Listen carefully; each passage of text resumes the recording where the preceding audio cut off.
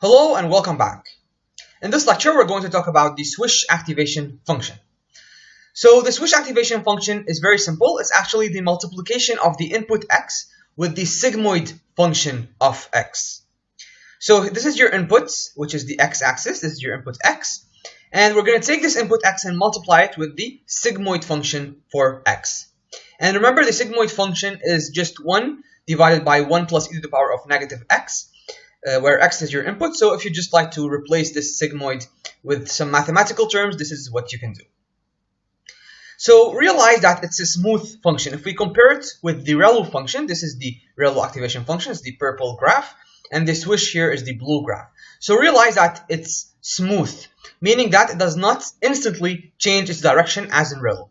Because in ReLU, then when you approach 0, it instantly changes its direction to a flat line.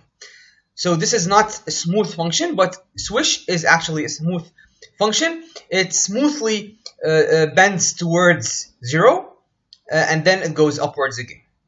So when we have small negative values, then the output is not 0. It's actually still going down, as you can see here. This is a smooth function, still going down. And as we go more and more negative values, then this slowly changes its direction to 0. So this is the Swish activation function. And at the positive values, it's still linear, but it's more smooth. So it's not exactly a straight line. It's still linear, but it's not exactly a straight line, as you can see here. So if we take a look at some examples, then if we take a look at 1, for example, then for ReLU, your output is also 1. Okay, so this is ReLU, your output is also 1, but for the Swish activation function, your output is less than 1. So this is the difference of Swish and ReLU. Why is it less than 1? Because you're multiplying it with a value between 0 and 1. So you're multiplying 1 with a value smaller than 1, which is in between 0 and 1.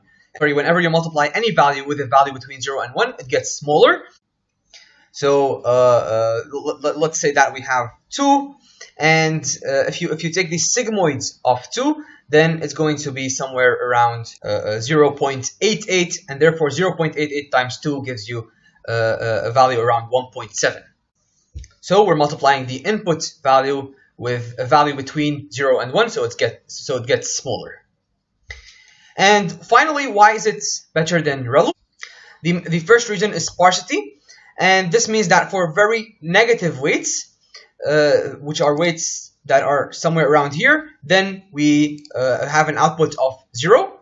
These are only for very negative weights. Number 2 is that for small negative weights, such as the weights here, so these are small negative weights. They're not very negative weight, they're small negative weights. And what ReLU does, it zeroes them out. But in the Swish, we have a very small value, but it's not 0 as in ReLU. So those negative values may still be relevant for capturing patterns of the data, and ReLU zeroes them out, but in the Swish they are preserved.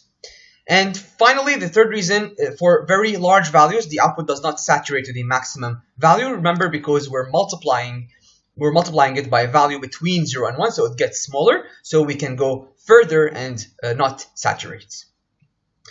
Alright, that's it for the Swish activation function. Thank you very much, and I'll see you next time.